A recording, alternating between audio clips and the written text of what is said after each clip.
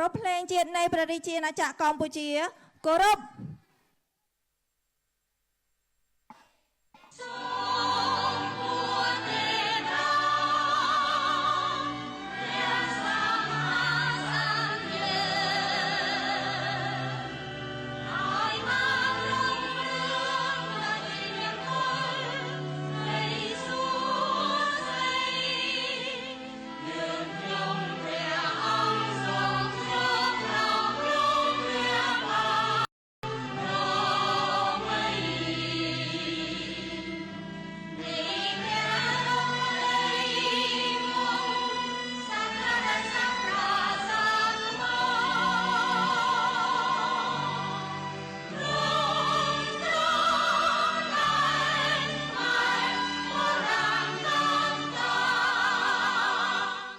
ចា៎នេះខ្ញុំសូមអរគុណសូមគ្រប់អញ្ជើញអង្គពិធីទាំងមូលអញ្ជើញសម្រួលអេរិយាបថ